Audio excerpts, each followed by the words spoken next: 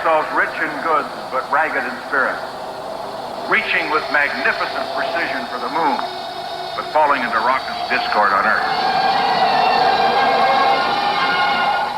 This is CBS News color coverage of Man on the Moon. The epic journey of Apollo 11. This morning, the launch of astronauts Armstrong, Aldrin, and Collins. Sponsored by the International Paper Company, where good ideas grow on trees, and by Western Electric, and by Kellogg's. Kellogg's puts more in your morning. Walter Cronkite. Good morning. It's T-minus 1 hour, 29 minutes, and 53 seconds, and counting. So it is now, before they go, as their gleaming vehicle sits poised out there behind me on pad 39A, that there is time, if only briefly in this busy morning, to think of those three men and the burdens and the hopes that they carry on behalf of all mankind. There's the spirit of such men as Marco Polo and Columbus, the dreams of Jules Verne and H.G. Wells, the skill of Glenn, Gagarin, and boring through the vastness, the blackness, and the cold of space, they'll carry the pledge made 8 years ago by President Kennedy to put a man on the moon and bring him back safely in this decade. I pray that among those in the VIP area are the Reverend Mr. Abernathy and some 40 poor people from his Poor People's Crusade. We are here to protest, and we are here to demonstrate. We are here to say that what we can do for space and exploration, we must do, and we demand that we do the very same for starving poor people. CDR panel 325, primary glycol to rad valve. 2:20 a.m. Monday, July 21st, a date which will live in history as long as man is on this planet and on the other planets. 38-year-old civilian Neil Alden Armstrong is to become the first human being to touch the moon. S2 pre-press complete flight. CDR and LMP panel 6 and 9, Pat off. Sure has been a nice smooth countdown, Skip. 10, 9, ignition sequence starts. 6, 5, 4, 3, 2, 1, 0. All engine running. Liftoff. We have a liftoff. 32 minutes past the hour. Liftoff on Apollo 11.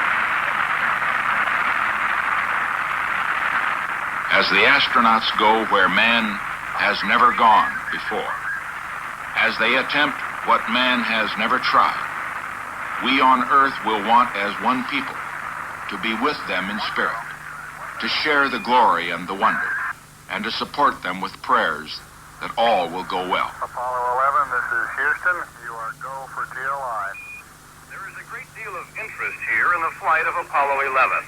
The 500,000 American servicemen on duty in South Vietnam have been reading about it for weeks in Stars and Stripes. Magnificent ride. Roger, 11, we'll pass that on, and it certainly looks like you're well on your way now. Good evening. I'd like to discuss with you a few of the more symbolic aspects of the flight of Apollo 11.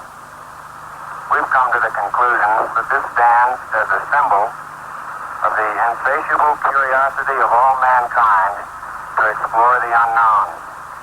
I consider the heavens, the work of thy fingers, the moon and the stars which thou hast ordained. What is man that thou art mindful of him? Apollo 11, this is Houston. All your systems are looking good. Roger, Eagle, Pendot. Roger, how does it look? The Eagle has wings. Roger. Eagle, Houston, we rig you now. You're a go for PDI, over. Roger, understand. The 1202, 6 plus 2, 5. Give us a reading on the 1202 program alarm. We're going that flight. We're going that alarm? Roger, we got you. We're going that alarm. If it doesn't reoccur, we'll be go. Okay, we still got landing radar guidance. Affirm. Okay, is it converged? Beautiful. Is it converged? Yes.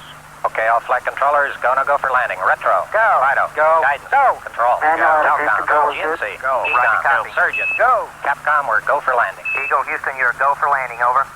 1201. Roger, 1201 alarm. 1201 alarm. Same type, we're go, flight. Okay, we're go. Same type, we're go. 4 forward.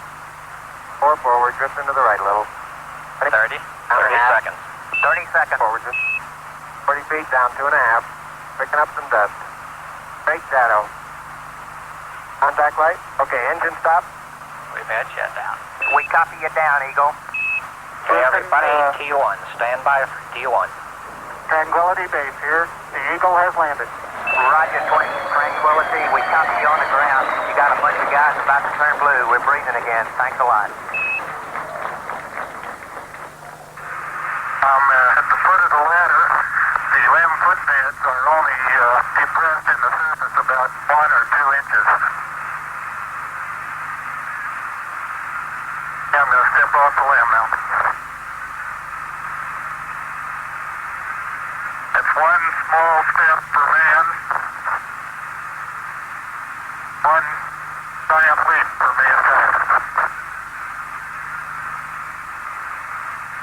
Dr. Leakey, what are your personal thoughts on man reaching the moon? First, it makes me say we have to banish the word impossible. When I was young, we called many things impossible. Now we know that man has become his computer brain and his precision hand. I wouldn't ever dare use the word impossible again. But secondly, I think that we could only use our computer brain for things like that that do benefit mankind and not waste our time on atom bombs.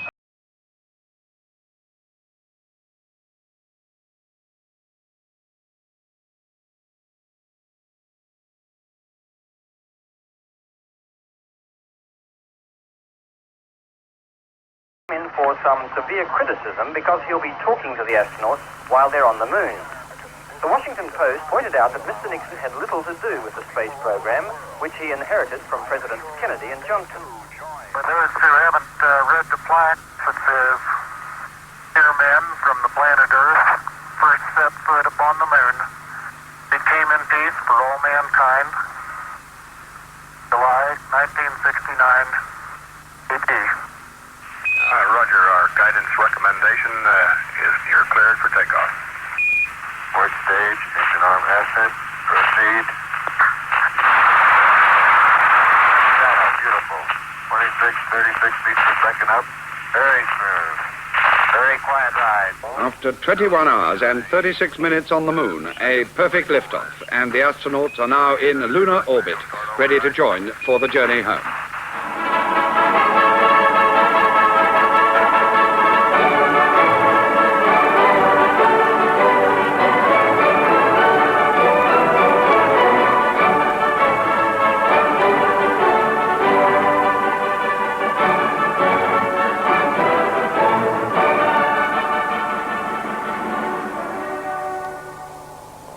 James Mossman, first can I have an immediate reaction from all of you? When you saw those two spacemen walking and kicking about and jumping about in the dust on the moon, what was your real, considered and authentic reaction? Lady Jackson. Well, it seemed to me that it's possible that man has a destiny that goes outside this planet, and that this is the first sign of him beginning to take it into account. Brian Aldiss. I think in human history, undoubtedly, and one was seeing it happening. One just watched. You feel, though, that the achievement, technical achievement, and the achievement in terrific sort of courage and discipline will make any difference to man's sense of unity on Earth or his sense of justice? No. Frankly, I do not. Lady Jackson, if there is, by any chance, a basic flaw in the makeup of man, what effect will this exploration have on it? I feel it can be good. I am terrified. I am terrified by his arms, by his nuclear destruction, by what they're inventing in the whole atomic race. And I somehow feel that to do something out of this planet, which gives us back the sense of how vulnerable the little launching pad that's available to all of us is, could conceivably make us less lunatic in our gross misuse of technology through nuclear war. How long will that state of euphoria, which now a lot of people share with you, will last for very long once it's gone out of the newspaper? I don't feel euphoric. I feel so measurelessly depressed about what the human race is up to now that I only say with a grinding of my teeth on bare hope that possibly this is a sign.